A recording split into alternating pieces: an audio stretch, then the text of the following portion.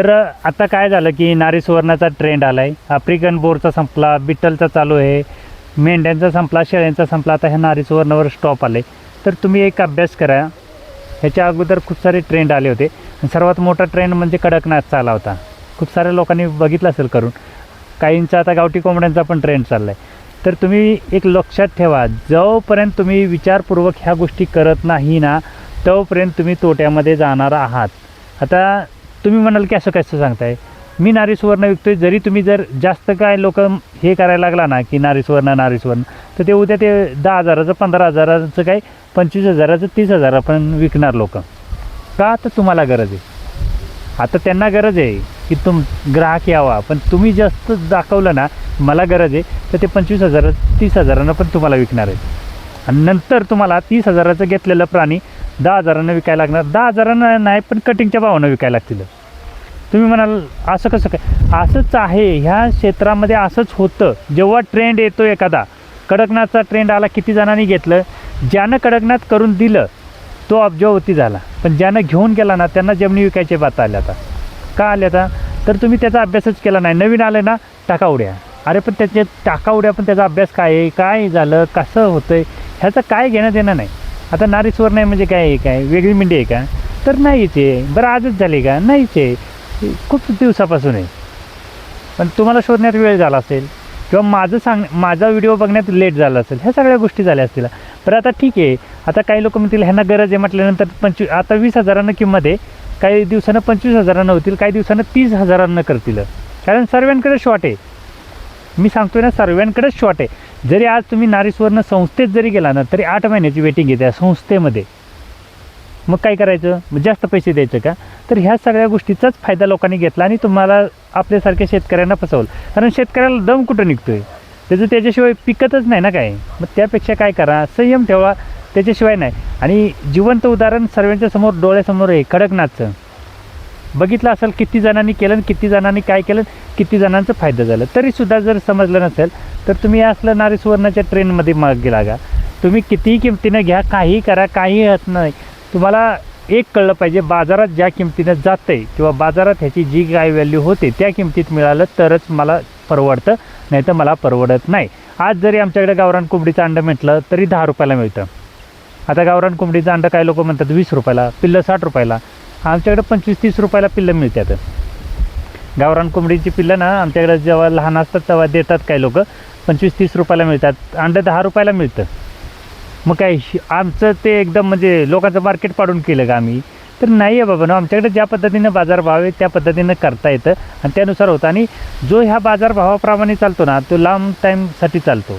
आणि हे बाजारभावाच्या उलट दिशेने करतात ना, ते तेवढ्यापुरतं पैसा गोळा करणे आणि नंतर सरेंडर होणे, तुमचं तुम्ही बघा, आमचं आम्ही बघू, अशा पद्धतीनं होतं.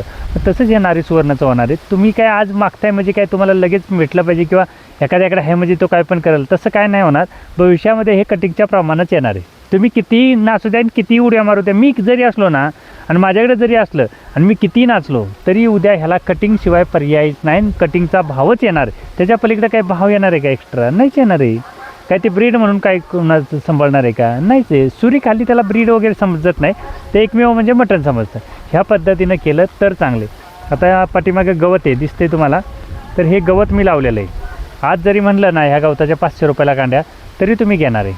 तुम्ही म्हणणार की त्याची मेंढरं एवढी चांगली क्वालिटी ह्या गवतानं होत असतील तर 500 रुपयानं घेऊ. काही नाही विकलेले आहेत. अमेरिकन 5Gच्या ज्या कांड्या विकल्या आहे ना, ते 500पासून चालू झालं होतं. कधी विचार केला का आपण? तर कधीच विचार केला नाही. तर आपण तशा गोष्टी करतो म्हणून त्या लोकांचं चांगल्या पद्धतीनं बिझनेस मॅनेजमेंट होतं. कारण काय, तुमचा विचार करायचाच नाही. नवीन आलं ना बाजारात, टाकायच्या उड्या. अरे हो बाबा, पण त्याचं काय झालं, पुढं काय होईल, किंवा ह्याचं काय नियोजन आहे, किंवा हे कशा पद्धतीचं आहे, ह्याचा अभ्यास करणे किंवा विचार करणे, हे काहीच गोष्टी करत नाही आपण. आणि त्याच्यामुळं आपण जे काय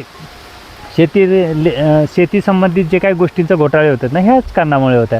आता एखादा म्हणला माझ्याकडे ही कोंबडी आहे आणि हिचं अंडं एवढ्या रुपयाला आहे, तुम्ही घेणारच. इमूचं पण करून बघितलं असेल तुम्ही लोकांनी.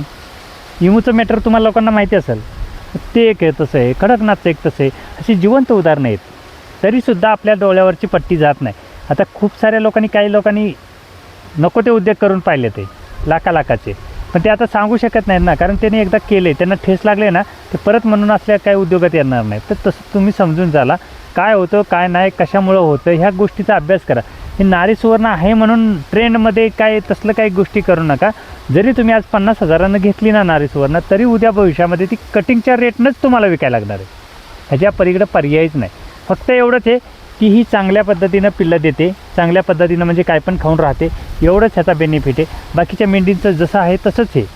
फक्त बाकीची मेंढी 1 पिल्लं देतील आणि ह्या मेंढ्या 2, 3, 4 पिल्लं देतील, एवढंच फरक आहे. बाकीचा मेंढीमध्ये काय फरक नाही, कशामध्येच काय फरक नाही, राहण्यामध्ये पण काय नाही, खाण्यामध्ये पण काय नाही. पण तुम्हाला जर लयच वाटत असेल तर मग त्या पद्धतीनं होणारच आहे. कारण ज्यांच्याकडे आत्ता आहे ती त्या पद्धतीनं देणारच आहे तुम्हाला. त्यांना काय तुम्हाला घेणं देणं पडलं आहे का? नाहीच आहे.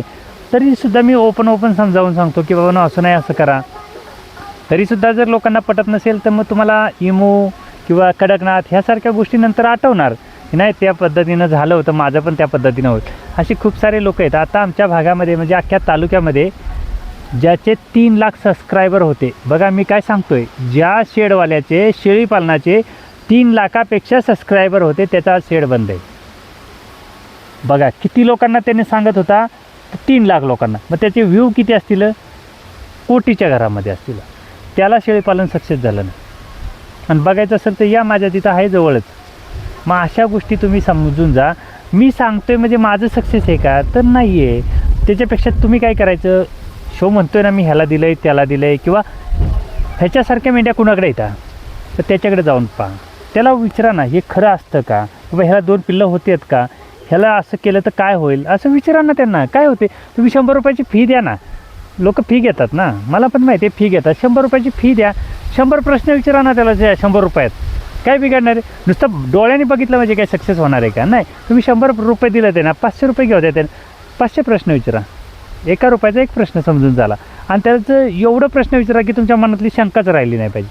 अशा पद्धतीनं केलं तरच होणार आहे. हे काही मी आज करतोय का? नाही, मला पण चांगली माहिती आहे किती दिवस झालं काय झालं, ह्या सगळ्या गोष्टींचा अभ्यास करून करत आहे. पण तुम्हाला आत्ता वाटते की माझ्याकडे आलं पाहिजे, मला पण केलं पाहिजे, तर जास्त गुंतागुंती केली की तुम्ही गोत्यामध्ये येणार हे 100% आहे.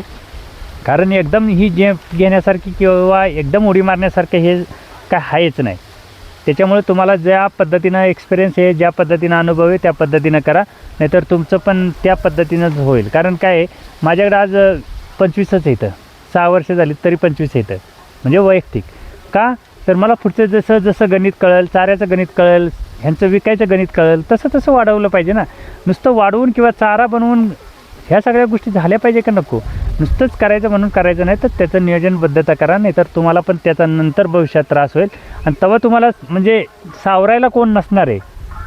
कारण मी ज्या पद्धतीनं ओपन सर्व सांगतोय ना, एवढ्या पद्धतीनं सांगणारा आजपर्यंत कोण नाही यूट्यूबला. पण तुम्ही जर समजून घेतलं तर ते तुमच्या फायद्याचं होणार आहे, नाही तर तुम्ही तोट्यामध्ये येणार हे 100%च आहे.